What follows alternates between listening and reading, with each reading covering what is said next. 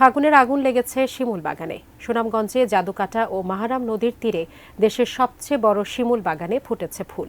বসন্তের রঙে ভালোবাসা দিবসকে রাঙিয়ে নিতে তরুণ তরুণীরা আজ গিয়েছেন জয়নাল আবেদিনের শিমুলের বনে। সুনামগঞ্জ থেকে মেহেদী হাসান জানিয়েছেন সে খবর, দেখুন ডেস্ক রিপোর্টে।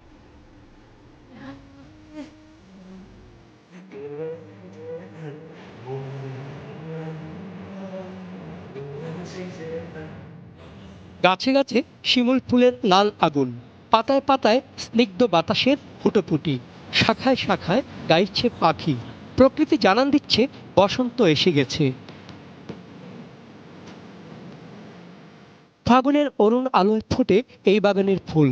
রক্তরঙা শিমুল ফুলেরা বসন্ত বাতাসের কানে যেন ভালোবাসার গল্প বলে যায়।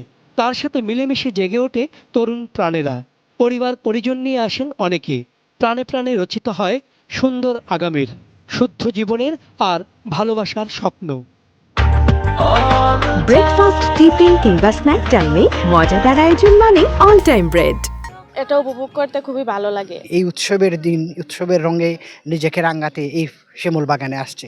এটি চমৎকার একটি জায়গা। গাছের যে ফুলগুলো ফুটে তা আসলে বিমোহিত লাগে। আর ফ্যামিলি লই আইলে তো আর কথাই নাই।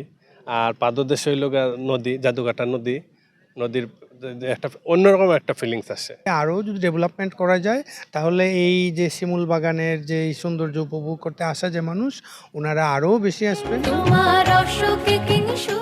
একজন ইউপি চেয়ারম্যান জয়নাল আবেদিন প্রকৃতির প্রতি ভালোবাসা থেকে সুনামগঞ্জ জেলার তাহিরপুর উপজেলার মানিগাঁও গ্রামে 100 বিঘারও বেশি জায়গা জুড়ে বিশাল এ শিমুল বাগান গড়ে তোলেন। বৈশিষ্ট্য হলো যে দিক থেকেই দেখা হোক গাছগুলোকে এক সারিতে দেখা যায়। জয়নাল আবেদিন আজ নেই, রয়ে গেছে তার কীর্তি। মানুষ ও প্রকৃতির জন্য ভালোবাসা অমর।